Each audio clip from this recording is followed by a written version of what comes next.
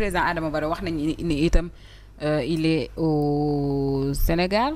ban lecture ngay def ci événement yi nga xamante ne xëy na sànq tout à l'heure ci commémoration wu 81e anniversaire u Thiaroye. voilà très bien gis naa ko mook président de la République Bassirou Diomaye Faye xam nga sànq li ma la wax li dafa résumé lu bare ci mbir mi que muy li xew en Guinée-Bissau muy li xew en Casamance Sénégal dafa am intérêt pour dëkk yooyu nga xam ne ñoo ko wër mu gën ci veiller et mu gën ci xar tànk tubéyam pour véritablement jàmm am ci réew yooyu noonu sànq kii mi ngi doon génne carte un peu CEDEAO bi boo xoolee Mali déjà rouge nañ ko def cela veut dire que lu tax ma doon wax sànq pourquoi sur le plan sécuritaire le président doit agir pour mën a bàyyi xel dëgg-dëgg li nga xam ne moom mooy kii jiite Guinée-Bissau ak kii jiite Gambie parce que boo xoolee carte bi da ngay gis na ne gis nga Gambie Guinée-Bissau tu as le Sénégal donc cela veut dire quoi au moment où nous on a un conflit boo xam ne ba léegi nii ñu ngi koy lijjanti pareegul mais bu fekkee ne tey ces djihadistes là ñoom ñoo transité par la Guinée dugg ci Sénégal encore qu'est-ce que ça fait kon donc day wane ne effectivement sécurisation bu war ci territoire u Sénégal ak ces pays limitrophes notamment Guinée-Bissau ak la Gambie mais véritablement Sénégal bu ci veillewul mais luy koy dugg fa la koy jaar duggee ko fa et loolu mënut a am lu dul mu am une collaboration saine et franche mais des présidents yu nekk dans ces pays précités parce que bu loolu amul s'il y a pas cette collaboration s'il y a pas cette entente là s'il y a pas li nga xam te ne nii moom mooy dëgg guy dox suñu digganteeg ñoom mais ma foi bu fa crise amee jihadistes yi jaaree fa boobu ba léegi di ut porof ndoll pour dugg Sénégal ñun fan nañ jëm. te dugg nañ sax. papa je ne parle pas des djihadistes mais ñi nga xamante ni xëy na dañu bokk. MFDC bu ñu installé woo moom moo parle de camp d'entraînement c'est tout de même inquiétant. Tu as vu donc bu ñu demee bay découvrir ay camp d'entraînement loolu moom mooy indi après ces djihadistes la connexion mën na ci am. donc loolu yëpp nag gouverner aussi c'est prévoir il faut anticiper ci yenn yi donc kii nekk Guinée-Bissau kii nekk Guinée-Conakry kii nekk Mali kii nekk Gambie forcément Sénégal da ci am intérêt te moom moo ci gën a ëpp intérêt parce que position stratégique bu ci Sénégal amul kenn ci dëkk yooyu ku ko ci am te léegi nag comme ñun ñoo am position bi stratégique boobu il faudrait que ñu surveiller suñuy base arrière et il faudrait que véritablement qu'il y ait du répondant par rapport ak ces forces occultes là yi nga xamante ne nii ñi ngi taxaw ne soccet pour dugg biir Sénégal et que beneen bi moom mooy si le président tey jii nii taxawul affirmer son leadership et taxaw pour véritablement pour que ces pays limitrophes là ñu mën fa mën a am loo xam ne daf ñuy dimbali pour ñu mën a fàggandiku mais sa waay ni ma la ko waxee ay ñu mel ni ay États-Unis du ñu nangu sa waay Sénégal di nekk ci ay loxo ay djihadistes ils vont jamais l'accepter du ñu nangu muy nekk ci loxo ñoo xamante ni ay way fipp nañ du ñu nangu mu nekk ci loxo ay forces occultes léegi nag comme loolu la il faut véritablement ngeen comprendre que Bassirou actuellement nekkul moom kese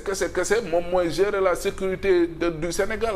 avec les Français bien sûr américains yi ku ci nekk da ciy dugal loxoom parce que xam nañ ne bés bu ñu perdre le contrôle du Sénégal mais mari day taali lu ne mën na xew ci àdduna bi donc loolu yëpp boo ko boolee effectivement le président da ngay gis ne li mu def en Guinée-Bissau c'était véritablement la meilleure posture qu'il fallait adopter et que moo doon taxawaay bi nga xam ne moom la waroon am il a des renseignements yu ko leer et yu ko wax ne véritablement ces forces là mën nañ boole seeni doole et demain mën nañ infiltrer le Sénégal mais mieux vaut donc nga jéem a def li nga xam ne moom nga war a mën a def pour que au moins Sénégal mën a fàggandiku à travers ces pays limitrophes donc loolu nag bu amul mën na indi lu ne ci réew mi et jàpp naa ne moo tax ma ne encore une fois que ça soit en Gambie comme ci yeneen dëkk yi évidemment le président Bassirou Diomaye Diakhar Faye li ko war moom mooy véritablement am liggéey collaboration bu leer boobu nga xam ne moo koy mën a may plus de lisibilité et plus également de tact pour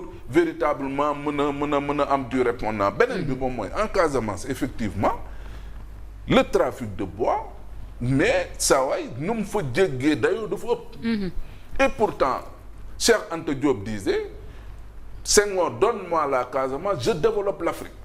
Et il faut dire que le bois c'est de l'or noir Mamadou, parce que en temps boo déggee ne trafic de bois c'est tellement basique mën nga ko ñàkkal fayda, mais le charbon et le bois c'est de l'or noir. Non c'est de l'or. C'est de l'or. Coupe de bois bi foofu noonu na mu mel ak na mu jéggee dayoo ça génère effectivement beaucoup de sous et ñooñu nga xam ne ñoom ñoo nekk dans ce trafic illicite là mais s'ils ont de l'argent ça leur permet tey jii ni ñu mën a am ëllëg ay loo xam te ni mën nañ ci jot parce que ku yor xaalis xam nañ ne c'est le nerf de la guerre. mën nga ci jënd arme mën nga ci corrompre mën nga ci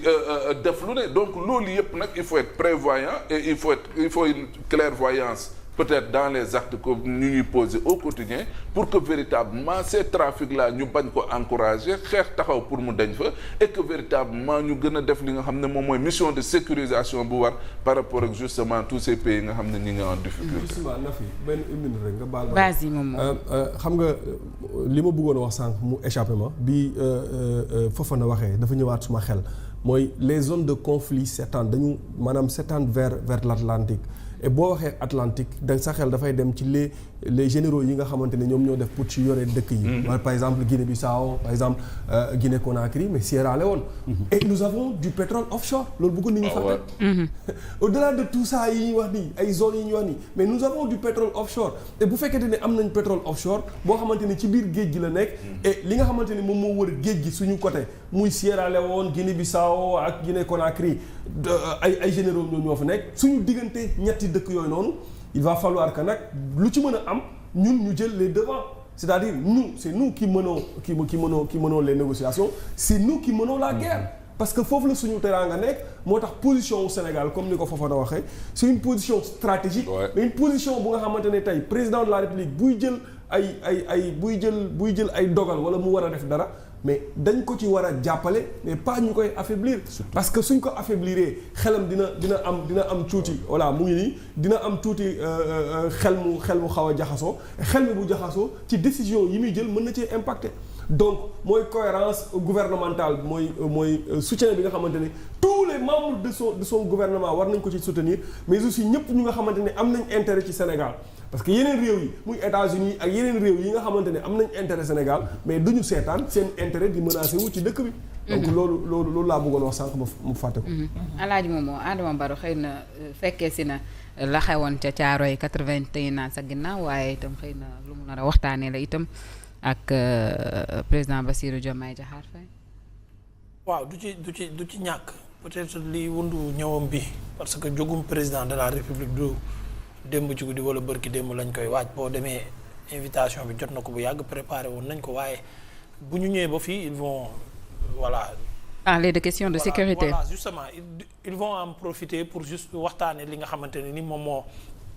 moo xew à la fois ca Guinée mais li xew démb wala bërki démb ci guddi